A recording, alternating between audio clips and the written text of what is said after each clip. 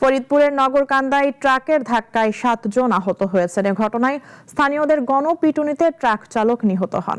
স্থানীয়দের অভিযোগ, চালক বেপরোয়া গতিতে ট্রাক চালানোর কারণে এই হতাহতের ঘটনা ঘটেছে।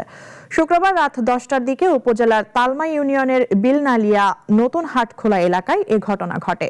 পিটুনিতে ট্রাকে থাকা আরও 2 জন আহত হলে তাদের হাসপাতালে ভর্তি করা হয়। পুলিশ জানায়, চালকের মরদেহ ময়নাতদন্তের জন্য ফরিদপুর মেডিকেল কলেজের মর্গে পাঠানো হয়েছে। ঘটনা তদন্ত করে আইনগত ব্যবস্থা নেওয়া হবে। গতিতে বারবার চালানোর পরে এলাকার পিছনে থেকে কয়েকটা লোককে চাপা দিয়ে আসে। তারপরে নতুন হাটখোলা সেটা দোকানের সাথে বাঁধে। তখন এলাকার বিক্ষত জনগণ এই ট্রাকটা গতিরোধ করে ড্রাইভার সহ হেল্পার 2 জনকে আহত করে। ট্রাক তুমুল বেগে চালাই যেতেছে, তাদের সিগন্যাল দেওয়ার পর থামে নাই এবং এখানে একটা লোক এসে মারিয়ে দিয়ে যায়। মারিয়ে দেওয়ার দরুন আমরা কল দিই মহিলা রোড এবং বৌগাটা, এখানে পথ ব্লক করা হয় যে ট্রাকটা ফেরাইতে হবে। ওই ব্লক দেখে ও আবার নিখুঁত হয়ে ঘুরলে আবার এই রাউন্ডে ঢুকে।